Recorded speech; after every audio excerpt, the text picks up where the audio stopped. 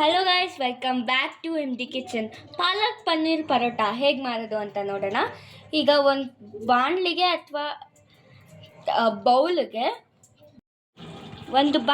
ಅಥವಾ ಒಂದು ಬೌಲಿಗೆ ಗೋಧಿ ಹಿಟ್ಟು, ಗರಂ ಮಸಾಲ, ಅಚ್ಕಾರದ ಪುಡಿ, ರುಚಿಗೆ ತಕ್ಕಷ್ಟು ಉಪ್ಪು, ಹಾಗೆ ಸ್ವಲ್ಪ ಚಿಟಿಕೆಯಷ್ಟು ಅರಿಶಿನ, ಹಾಗೆ ಜೀರಿಗೆ, ಎಳ್ಳು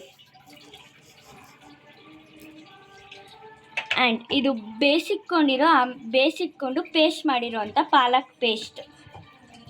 ಇದನ್ನು ಕೂಡ ಇವಾಗ ಇದನ್ನು ಚೆನ್ನಾಗಿ ಮಿಕ್ಸ್ ಮಾಡ್ಕೊಳ್ಳಿ. ಪಾಲಕ್ ಪೇಸ್ಟ್ನ ಹಾಕ್ಕೊತಾ ಇದ್ದೀವಿ. ನೀಟಾಗಿ ಮಿಕ್ಸ್ ಮಾಡ್ಕೊಳ್ಳಿ. ಇದು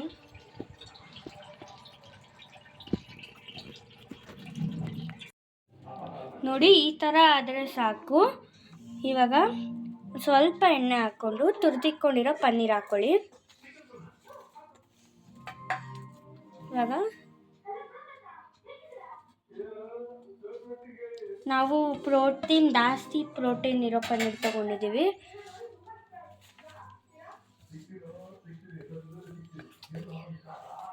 ನಾವು ತಗೊಂಡಿರೋ ಟೋಫು ಪನ್ನೀರ್. ನೀವು ಬೇಕಾದ್ರೆ ನಂದಿನಿ ಇದು ಕೂಡ ಪನ್ನೀರ್ ತಗೋಬೋದು.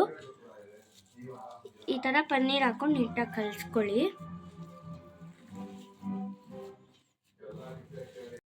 ನೋಡಿ, ಪನ್ನೀರೆಲ್ಲ ಹಾಕ್ಕೊಂಡಾದ್ಮೇಲೆ ಅದು ಈ ಥರ ರೆಡಿಯಾಗಿದೆ. ನೋಡಿ, ಇಷ್ಟಾದರೆ ಸಾಕು. ಹೆಂಗೆ ಒಳಗಡೆ ಹೋಗ್ತದೆ, ಇಷ್ಟಾದರೆ ಸಾಕು. ಒಂದು 10 ನಿಮಿಷ ಮುಚ್ಚಿಡೋಣ.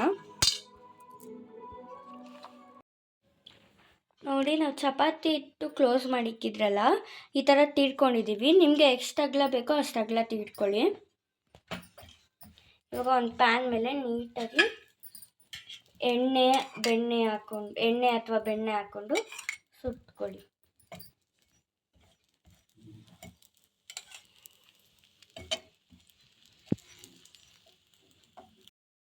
ನೋಡಿ, ಈ ಥರ ಚೆನ್ನಾಗಿ ಆದರೆ ಸಾಕು. ನೋಡಿ, ಎಷ್ಟು ಚೆನ್ನಾಗಾಗಿದೆ. ನೋಡಿ, ಪಾಲಕ್ ಪನ್ನೀರ್ ಪರೋಟ ರೆಡಿ ಆಯಿತು. ನೀವು ಯಾವ್ದ್ರ ಜೊತೆ ಬೇಕಾದರೂ ತಿನ್ಬೋದು. ಮೊಸರು, ಚಟ್ನಿ ಪುಡಿ, ಉಪ್ಪಿನಕಾಯಿ ಅಥವಾ ಚಟ್ನಿ, ಯಾವ್ದ್ರ ಜೊತೆ ಬೇಕಾದರೂ ತಿಂದರೆ ಚೆನ್ನಾಗಿರುತ್ತೆ. ಇದ್ರ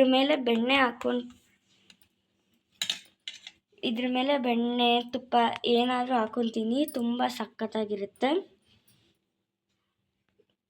ತುಂಬ ಈಸಿಯಾಗಿ ಮಾಡ್ಬೋದು.